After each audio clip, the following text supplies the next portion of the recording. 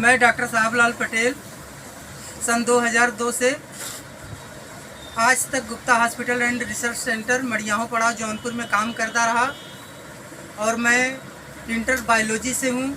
इसके बाद स्नातक हूँ, फिर हिंदी से एमए किया हूँ। कोई रोज़गार न मिलने की वजह से मैं शहर में आया जूता चप्पल की दुकान पे काम ढूंढने, और मैं गुप्ता हॉस्पिटल में वार्ड बॉय के पद पर काम करते करते आज मुझे 22 साल हो गया। और आज सरकार जो चेकिंग कर रही है, रमेश मिश्रा जो उठाए हैं, चाहे वो डिप्टी सीएम उठाए हों, चाहे वो सीएम उठाए हों, मैं उनसे पूछना चाहता हूं कि उनकी सरकार में जो शिक्षा मंत्री बैठा है उसकी योग्यता क्या है।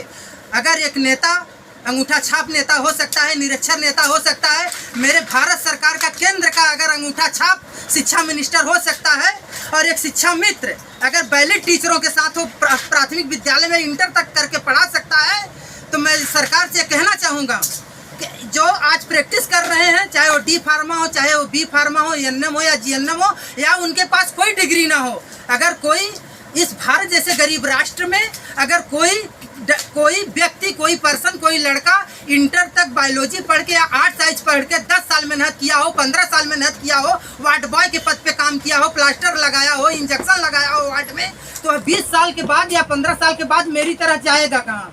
सवाल कोरोना का है। मैं पूछता हूँ कि कोरोना में सारे जो है वैलिड डॉक्टर एमबीबीएस एमडी भाग गए, चाहे वो सरकारी डॉक्टर्स रहे हों, चाहे वो प्राइवेट रहे हों, और नदियों में लाश फेंकने के लिए जगह नहीं मिली। अगर मेरा इंटरव्यू मीडिया में हो और मुझे देखा जाए तो मैं कोरोना में कम से कम 8000 मरीज देखा हूँ। अच्छा, मरने वालों की संख्या पूछा जाए तो 100-150 मरीज मरे होंगे। मैं जानना चाहता हूँ, चाहे हेरिटेज के आईटीआई में, चाहे वो हेरिटेज के जो है आईसीयू में बैठा हो, चाहे वो बीएचयू के आईसीयू में बैठा हो, चाहे वो डॉक्टर एसजीपीजीआई का हो, चाहे दिल्ली एम्स का हो, कोरोना में क्या हुआ, जितना सारा मरीज देखा है सबको बचा लिया है? ऐसा नहीं है।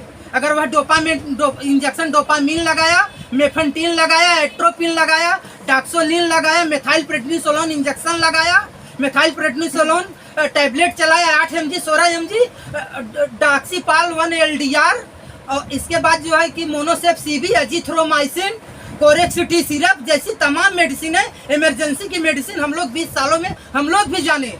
अगर सरकार को इतनी हमदर्दी रही तो हम लोगों की डिग्री देना चाहिए। आज सरकार हम लोगों पे अत्याचार कर रही है।